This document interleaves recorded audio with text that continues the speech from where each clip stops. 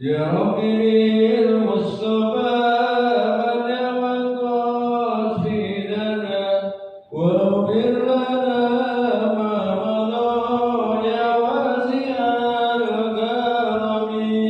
يا ربي المصطفى بلغ مقاصدنا واغفر لنا ما مضى يا واسع الكرم. يا الله وإليك رسول الله جاءوك بإذ الكريم تجلى باسم منتقم.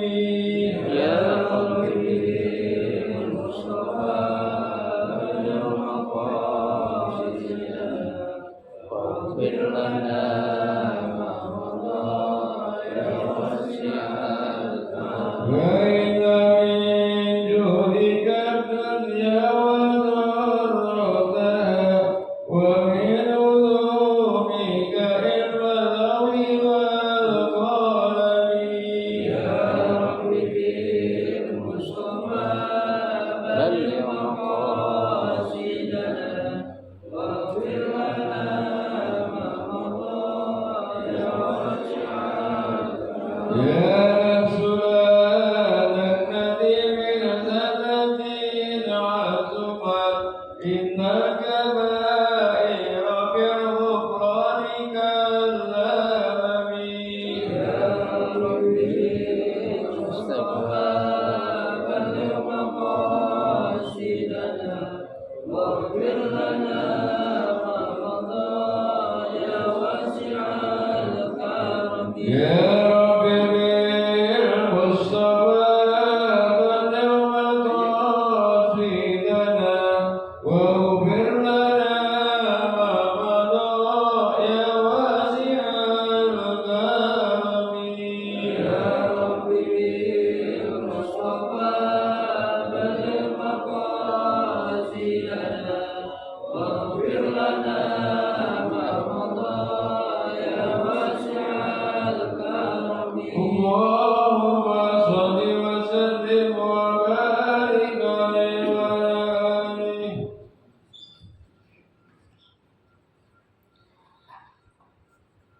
الفاتحة.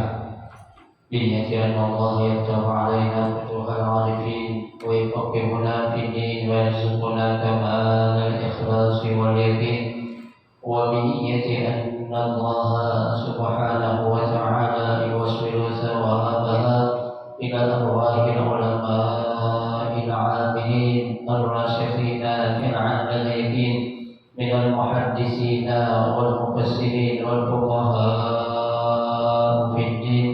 ونخص خاصة إلى مؤلف هذا الكتاب الإمام تقي الدين أبي بكر بن محمد الحسيني الحسني أن الله سبحانه وتعالى ينفعنا بعلومه وببركة أسراره ويعطي درجاته في الجنة. ثم إلى أرواح آبائنا وأمهاتنا وأجدادنا وجداتنا وأعمامنا وعماتنا وأخواتنا وخالاتنا ولجميع المسلمين والمسلمات والمؤمنين والمؤمنات. ثم إلى أرواح المؤسس بهذا المسجد من المتبرعين والمتصدقين ومن بنى ومن أنفق ومن وافق بهذا المسجد أن الله سبحانه وتعالى يستر عيوبهم ويجعل قبورهم روضة من رياض الجنة. وإلى حضرة النبي المصطفى رسول الله صلى الله عليه وسلم شيء لله لهم الفاتحة.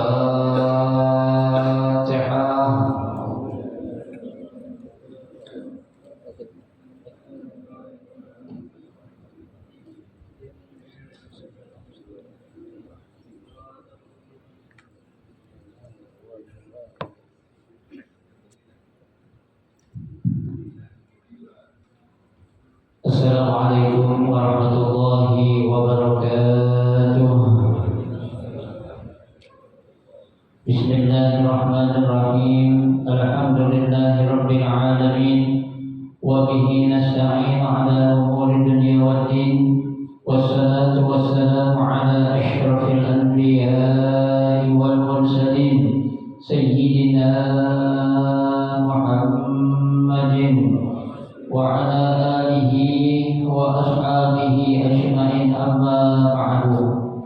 فإن صدق الحديث كتاب الله تعالى وخير الهدي هدي رسول الله صلى الله عليه وسلم وشر الأمور محدثاتها فإن كل محدثة بدعة وكل بدعة ضلالة وكل ضلالة في النار. رب اشرح لي صدري ويسر لي أمري wahlul 'uqdatam min lisani yafqahu qawli, amin. Subhanaka la 'ilma lana illa ma 'allamtana innaka antal 'alimul hakim. La haula wa la quwwata illa billahil 'aliyyil 'azim. Para asatidzah, para penjajah, para sesepuh, bapak-bapak hadirin jamaah majelis ta'lim Masjid Jami' Ar-Rahmah yang dirahmati dan dimuliakan Allah Subhanahu wa taala.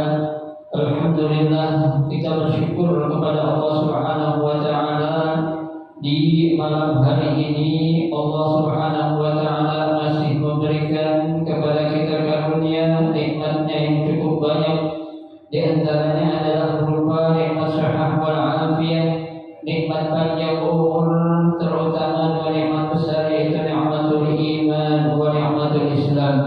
Oleh karenanya patutlah kita syukuri karena dengan barokah nikmat yang Allah Subhanahu wa taala berikan kepada kita, alhamdulillah kita dapat melangkahkan kedua kaki kita menuju tempat yang termulia di sisi Allah Subhanahu wa taala.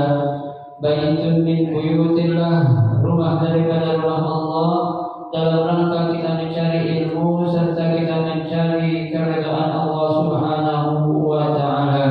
Kita berharap mudah-mudahan rangkaian amal ibadah yang sudah kita kerjakan, yang sedang kita kerjakan dan yang akan kita kerjakan, kesemuanya Allah Subhanahu wa taala akan memberikan ganjaran pahala yang berlipat ganda.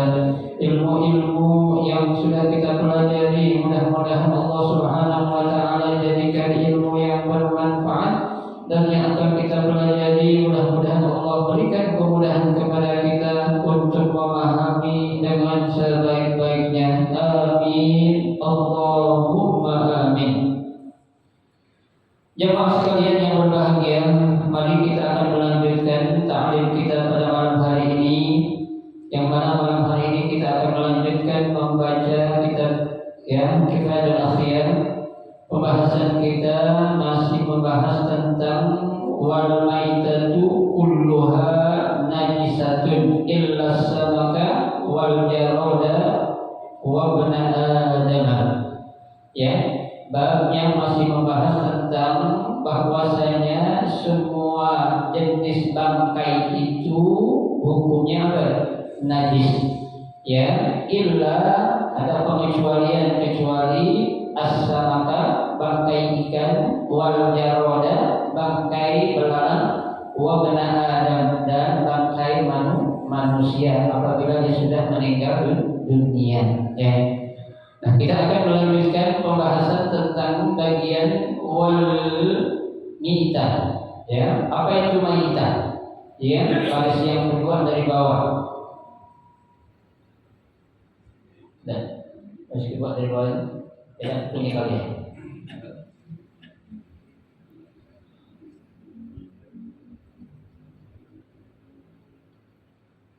Bismillahirrahmanirrahim. Qala al-musannif rahimahullah wa adaman nafa'a bihi wa bi barakati ulumihi fid dharaini, amin.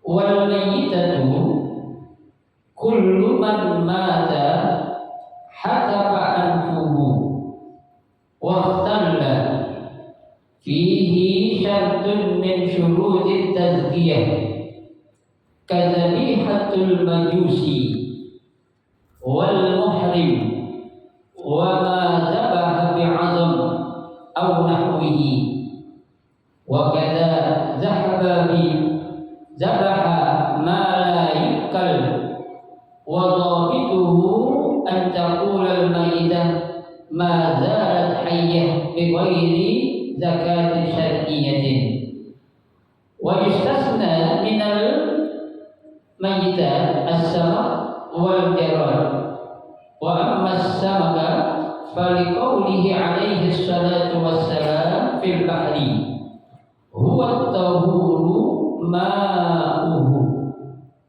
wal al-hillu maitatuhu haditsun sahihun wa amma al-jarada faliqaulihi sallallahu alaihi wasallam uhillat lana maitatani as-samaku wal jaradu rawahu Ibnu Majah bi isnadin dha'ifin. Na'am, rawahu al-Baihaqi mauqufan ala Umar radhiyallahu anhu wa qala innahu sahihun wa hukmuhu hukmul marfu' wa yustasna al-adami aidan fa innahu la yanjus bil maut ala rajih musliman kana aw kafiran liqaulihi ta'ala wa laqad karramna bani adam wallahu a'lam.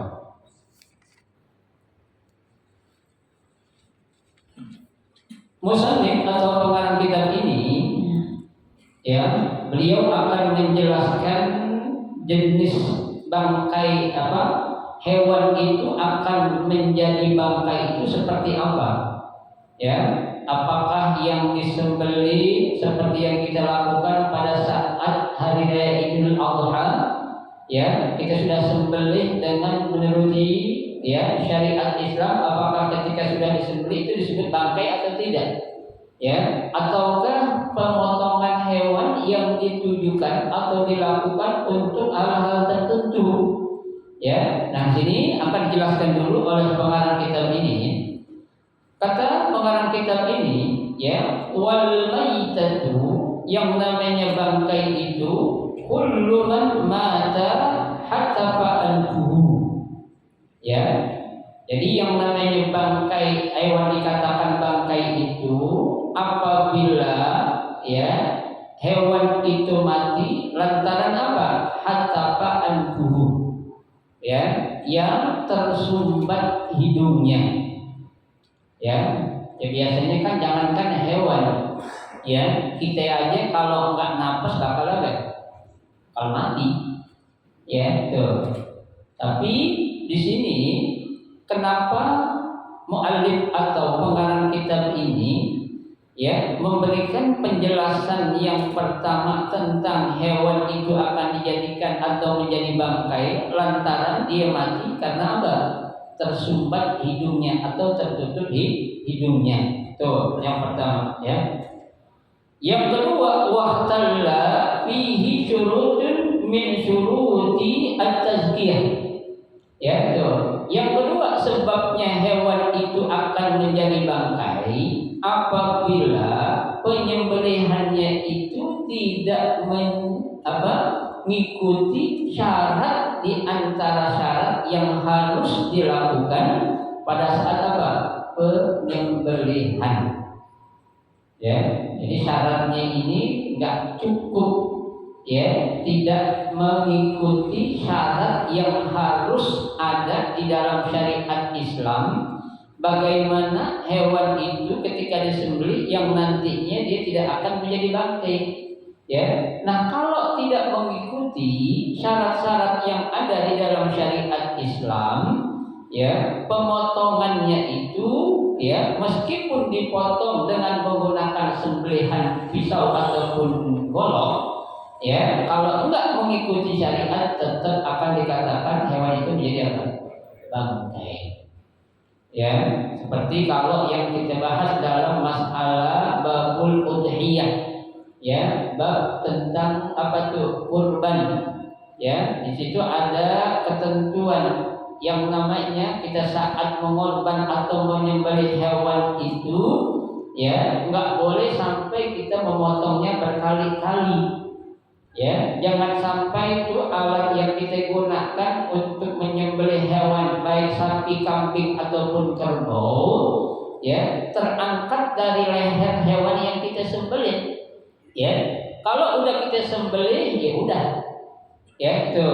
Yang penting syaratnya apa ya? Cukup. Ya, kan syaratnya paling tidak tuh ada urat di sini nih yang putus, minimal berapa? Minimal 2. Ya, kalau 2 udah putus, 1 belum, sah-sah aja tuh.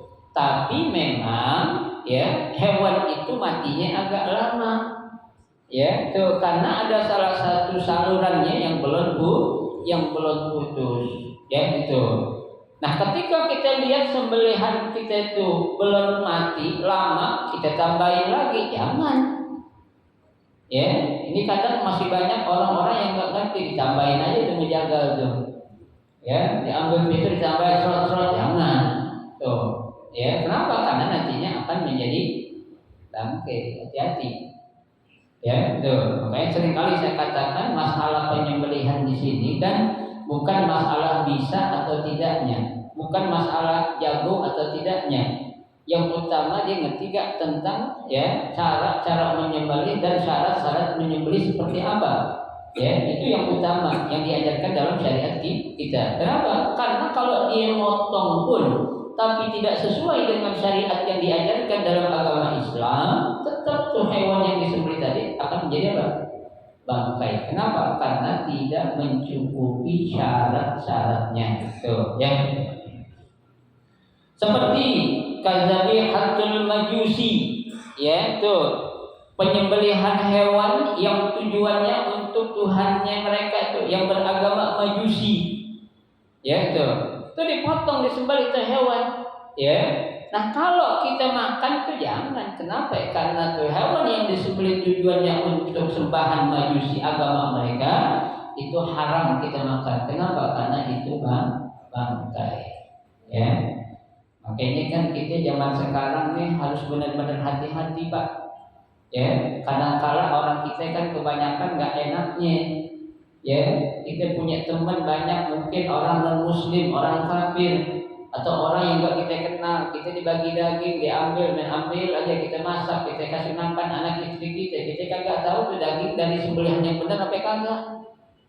Ya, tuh. Nah kalau sekalinya bahwa kita benar-benar nggak tahu sih nggak dosa. Tapi kalau kita sekiranya ragu, ya mendingan jangan diapain, jangan dimakan dah.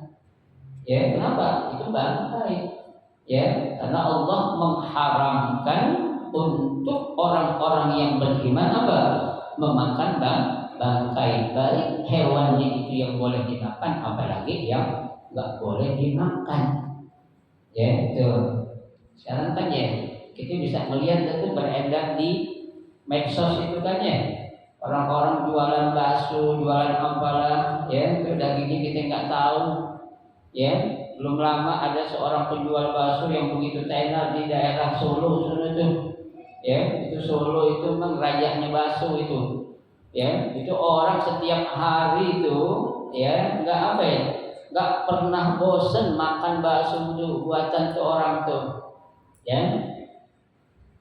tuh dia bisa sehari menghabiskan puluhan kilo. Ya itu orang bilang baksonya enak, kenyal tuh. Ya, dengan tulisan di situ bakso kami menggunakan daging sapi yang fresh katanya. Ya, tapi setelah diteliti ada seorang pemuda yang berani untuk meneliti, ternyata bukan daging apa? Bukan daging sapi. Ya, malah jelas-jelas itu daging babi dan juga daging-daging yang apa? Yang enggak jelas, bisa jadi itu daging apa? Tikui. Ya. Daging tikui. Ya. Saya mau Pak makan daging tikui. Ya, alhamdulillah lah. Ya, kayaknya orang zaman sekarang kita mau jajan ya di mana-mana harus hati-hati Pak. Ya, mendingan kita kemana-mana kalau memang lapar banget beli roti dah, paling nggak Indomie dah, Bommi, ya, yang agak aman dikit, kayak bakso apa segala ngeri kita, Ya, satu kita nggak tahu itu daging apaan, yang kedua orangnya juga kita nggak kenal siapa. Ya, kalau kita kenal tuh contohnya di sini Bang Basit jualan bakso, mau saya beli. Ya kenapa? Kan jadi tukang daging, nggak mungkin pakai daging tikui. Ya, tuh, ya makanya, ya meskipun teh hewan yang sapi disembelih, tapi tujuannya untuk majusi agama mereka, sembah api mereka, tetap kita nggak boleh apa ya? Nggak boleh makan. Kenapa? Karena statusnya daging itu bangkai. Ya. Yang berikutnya akan dikatakan bangkai wal muhrim. Ya, tuh orang yang lagi ihram, ya, ihram haji atau ihram umroh, itu kan larangan ada untuk menyembelih hewan apa aja. Ya, jangankan menyembelih, matiin hewan kecil aja nggak boleh. Nah ini kalau dilakukan bagi orang yang sedang berihram, baik ihram haji ataupun umroh, dia motong meskipun tuh hewannya boleh dimakan, nggak bisa. Kenapa? Karena itu statusnya menjadi bangkai. Loh kan dia orang Islam, Ustaz. Iya orang Islam, tapi status dia saat itu masih dalam keadaan apa? Berihram. Karena larangan-larangan berihram itu sesuatu yang halal jadi haram. Ya, nah kita aja bini kita lagi keadaan ihram, boleh kita berhubungan badan? Boleh nggak? Lah kan bini kita. Tapi kita lagi dalam keadaan ihram, nggak boleh. Jangankan hubungan badan, bercumbu aja boleh nggak? Nggak boleh, kena dam kita. Ya, nah kalau ada seorang yang sedang berihram haji ataupun umroh, dia dengan sengaja menyembelih hewan, baik itu onta kayak sapi kayak kambing kayak, dagingnya jangan dimakan. Kenapa? Karena status apa yang dia potong itu menjadi bangkai. Nah ya, tuh padahal dia lagi ngapain? Berihram. Ada di mana tuh orang ihram biasanya? Di Makkah, di tanah suci. Ya, kok haram? Kok bangkai Ustaz? Iya, karena dia melanggar ya hukum atau aturan yang semestinya harus dipatuhi bagi orang-orang yang ngapain? Sedang dalam keadaan berihram. Ya, tuh. Wa madzabaha bi'azam, ya, ataupun hewan yang disembelih dengan apa tuh? Ya, dengan menggunakan alat-alat yang tajam. Ya, apalagi sekarang Pak kita lihat itu alatnya tajam, cuma tidak ada peri kehewanan cara potongnya itu. Ya, yang lebih naudzubillah min dzalik lagi itu hewan masuk ke dalam masjid dalam keadaan hidup-hidup. Ya, begitu keluar tuh daging udah rapi, udah cakep, udah kebungkus. Itu gimana itu? Sah gak menurut saya? Gak sah Pak. Ya, nah, sekarang kita kan kadang mau lebaran aja nih, kita pengen beli daging, kira-kira cari harga daging yang murah apa yang mahal? Murah kan? Ya, yang murah biasanya impor atau ekspor? Impor kan?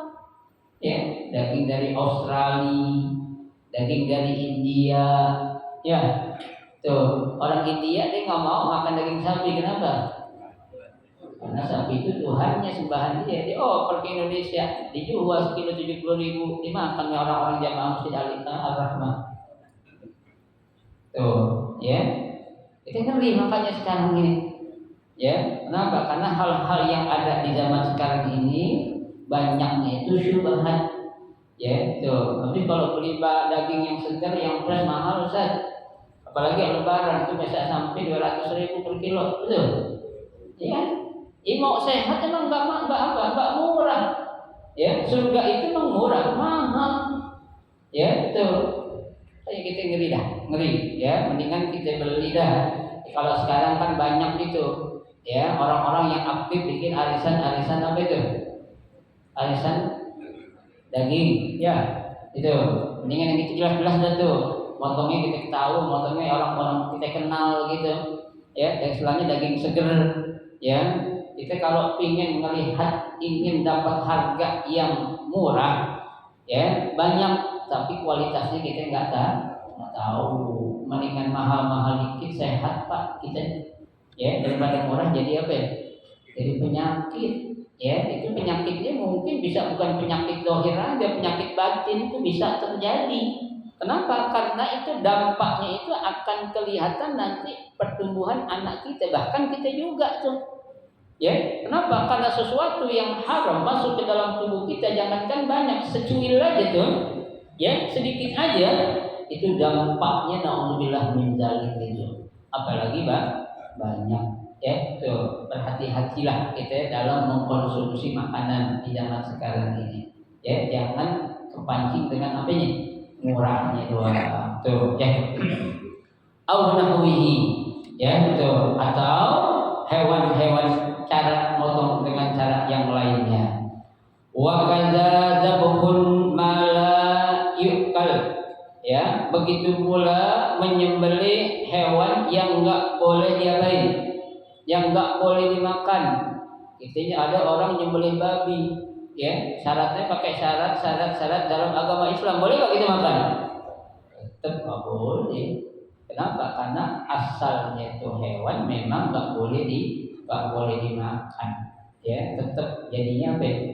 Bangkai. Ya, kalau bangkai itu nggak ada Pak, yang namanya bangkai itu apa itu? Sesuatu yang apa itu? Yang buruk lah, ya, yang jelek, namanya bangkai.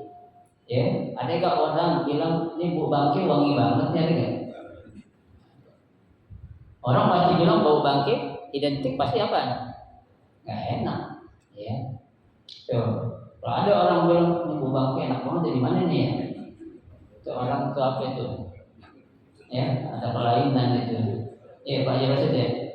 Ya, bangkai dibilang bau wangi, jangan. Ya, wa dhabituhu, ya an taqulal mayit ma zalat ayah bi ghairi zakat syariah. Artinya kata pengarang kitab ini, bahasa kitanya, pokoknya yang namanya bangkai itu adalah hewan yang disembelih tidak mengikuti cara-cara yang diatur dalam syariat.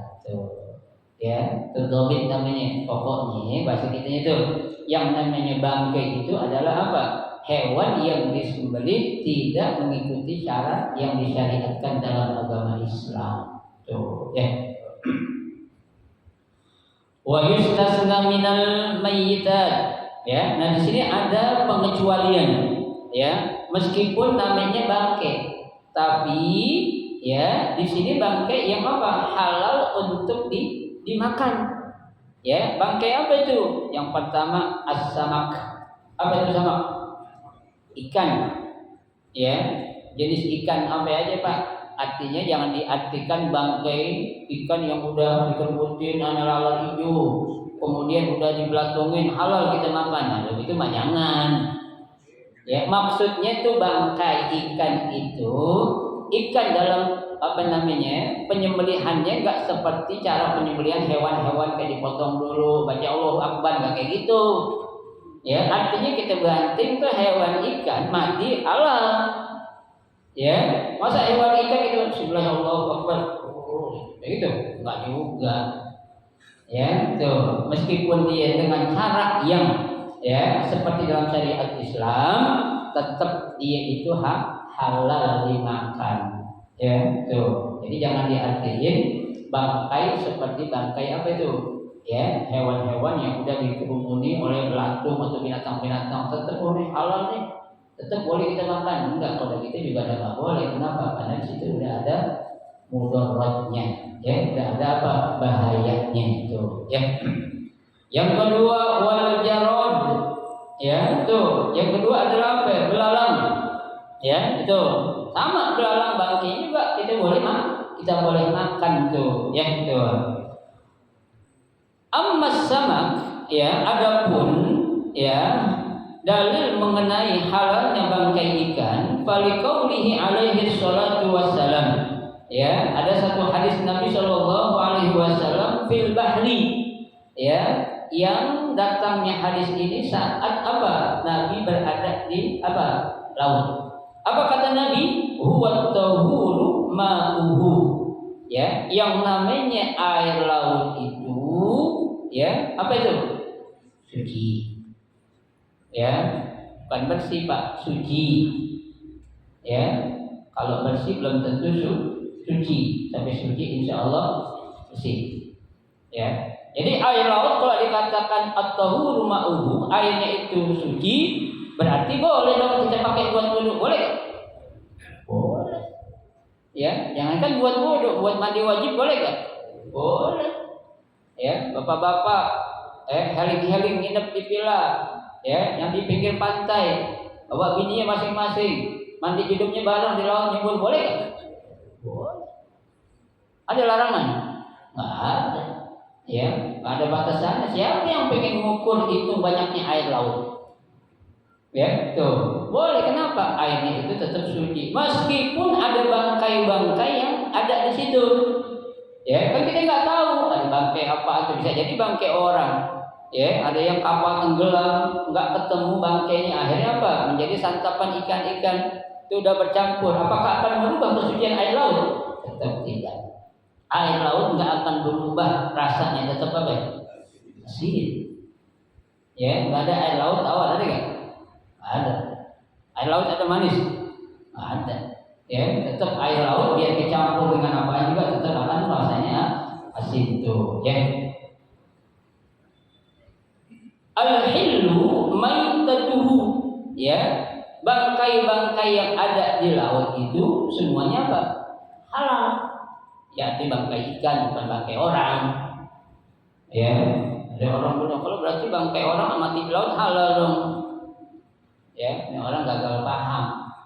Ya, yang maksudnya adalah sesuatu yang memang asalnya boleh dimakan. Ada kuda laut tadi nggak? Ya, itu halal. Halal nggak kuda laut? Ya enggak lah Pak. Ya, kan dia di laut tinggalnya. Tetap nggak boleh dimakan. Yang dimaksud ya halal bangkainya itu adalah bangkai yang asalnya memang tuh hewan yang tinggal di laut, boleh diapain? Boleh dimakan. Ya, kalau ada burung ya mati di laut jadi bangkai, boleh nggak kita makan? Kan ada di laut. Karena asalnya dia bukan tinggal di mana? Di air, di darat. Ya, tetap nggak boleh Pak. Ya, tuh. Baik. Hadisun sahihun. Hadis ini sahih. Ya, tuh. Wa ammal jaradu, ya, adapun argumen atau dalil yang menjelaskan tentang halalnya bangkai belalang, kata Nabi, uhillat lana maitatani. Ya, dihalalkan bagi kami dua bangkai. Ya, apa itu? As-samaku wal jaradu. Ya, yaitu ikan dan belalang. Tuh. Ya, tuh. Ini Nabi yang ngomong, Pak. Kata Nabi, ya, ini kan Nabi ngomong kira-kira dari siapa? Allah. Wa ma yantiqu 'anil hawa in huwa illa wahyun yuha. Ya, bilang Muhammad kepada umatmu, apa? Ya, dua bangkai yang dihalalkan buat kamu dan juga umatmu. Apa itu? Ikan dan belalang. Ya, Nabi hanya menyampaikan aja. Ya, itu apa satu keringan yang Allah berikan. Rawahu Ibnu Majah bi isnadin dhaif. Hadis ini diriwayatkan oleh Imam Ibnu Majah dengan sanad yang dhaif. Ya, kalau hadis dhaif masih boleh kita ambil, Pak. Ya.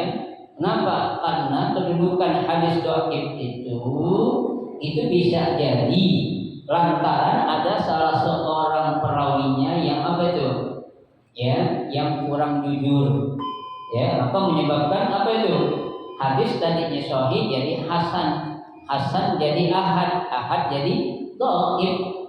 Tuh, ya. Kenapa? Karena kedudukan hadis yang dhaif juga bisa naik dari dhaif menjadi apa itu? Ahad, dari ahad menjadi hasan, dari hasan bisa menjadi sahih. Tergantung siapa yang menaikkan kedudukan hadis itu dari rendah menuju tinggi atau sebaliknya dari tinggi menuju rendah. Itu.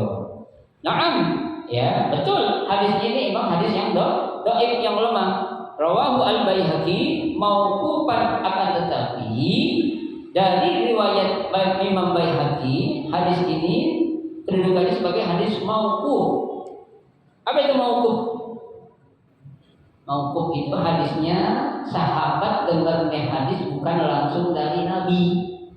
Jadi sahabat yang lain dengan hadis ini dari salah seorang sahabat yang lain. Hadis kan ada 3. Ada marfu, ada mauquf, ada maudhu. Ya, mauquf berarti langsung dari Nabi, itu sahabat dengar. Ya, mauquf yaitu dari Nabi. Ada lagi marfu dari siapa? Dari sahabat. Ada lagi maudhu, hadis palsu. Ya, dari Nabi enggak, itu orang dengar. Dari sahabat juga enggak. Ngarang-ngarang hadis namanya hadis maudhu'un. Hadisnya apa ya, Pak? Palsu. Nah, ini hadisnya mauquf.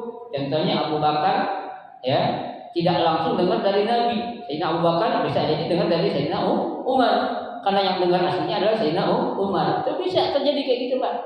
Ya, itu makanya dikatakan hadisnya mauquf. Ya, itu. Baik. Ala Umar radhiyallahu anhu. Tuh, ya, karena nih, ya, sahabat yang lain itu dengarnya dari Sayyidina siapa? Sayyidina Umar, ya. Wa qala innahu shahihun. Tuh, bahkan ya, sahabat yang lain dengar dari Sayyidina Umar, dia bilang, "Oh, bukan hadis apa nih? Bukan hadis dhaif, tapi hadisnya apa?" Ya, hadisnya apa? Sahih. Ya, itu kata siapa? Kata sahabat yang lain. Wa hakam wa hukmuhu hukmul marfu. Tapi secara hukumnya memang tetap hukum hadis ini hadis marfu. Ya, yaitu hadis yang datang tetap langsung dari siapa? Dari baginda Rasulullah sallallahu alaihi wasallam. Ya, itu. Wa yustasnal adami aidan fa innahu la yanjus bil maut. Dan dikecualikan juga bangkainya siapa? Bangkainya manusia. Kenapa? Fa innahu la yanjus bil mauti. Tetap yang namanya bangkai manusia itu saat dia sudah meninggal dunia tidak diapakan, dihukumkan najis. Ya, itu tidak najis secara pendapat yang rajih. Musliman kana au kafiron. Baik manusia atau orang itu adalah orang Islam ataupun orang kafir. Ya, jadi orang kafir itu bukan najis. Yang najis adalah keyakinannya.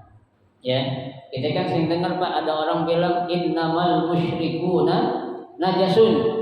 Ya, semuanya orang musyrik itu najis. Bukan orang yang najis, tapi apanya? Keyakinan yang dia punya itu, ya. Enggak ada manusia itu najis. Kenapa? Karena Allah sudah katakan di sini, walaqad karramna bani Adam. Ya. Dan sungguh kata Allah, kami telah memuliakan siapa? Manusia. Ya. Jadi yang namanya manusia itu semua, Pak, bukan orang Islam saja. Ya, mau dia Islam ke, mau dia Yahudi ke, mau dia Nasrani ke, mau dia Majusi ke, mau dia Hindu, Buddha, Sinto dan lain sebagainya. Ya, secara hukum yang ada manusia itu meskipun sudah meninggal hukumnya tidak najis. Ya, tuh. Baik. Ya, jadi jangan salah diartikan. Ya, tuh. Wa qadiyatut takrim an la yahkumu bin najasatihi, ya. Dan yang menjadi permasalahan, ya, at-takrim, ya, memuliakan di sini an la yahkumu bin najasatihi. Tidak boleh menghukumkan manusia apabila sudah mati seperti apa ya? Bangkai, ya. Kalau bangkai jelas najis, tapi manusia enggak ada bangkai, ya. Tetap manusia itu mulia hidup ataupun dia sudah meninggal dunia, ya. Makanya saya katakan salah ketika banyak orang yang dia ketika orang tuanya sudah meninggal dunia itu orang tuanya ditaruh di apa tuh, di lantai bawah, ya, dialisin cuma tikar doang, padahal tuh harta yang ditinggalkan adalah harta orang tuanya, ya. Orang tua kita sudah meninggal dunia taruh di tempat yang bagus, ya. Kalau orang mati, Pak, bisa ngomong ini tendang-tendangin kalau gitu, Pak. Ya, tuh, karena kurang ajar anaknya harta gua mati taruh di sini. Ya, syukur aja orang tinggal udah nggak bisa ngapain, udah nggak bisa ngomong. Ya, itu makanya yang namanya manusia itu harus kita muliakan hidup ataupun dia sudah meninggal dunia. Ya, apa tuh? Ya, wa qala alaihi salatu wassalam wallahu a'lam bishawab. Nanti insyaallah kita akan lanjutkan pada pertemuan 2 minggu yang akan datang. Mudah-mudahan sedikit yang kita pelajari ini menjadi ilmu yang bermanfaat. Amin ya rabbal alamin.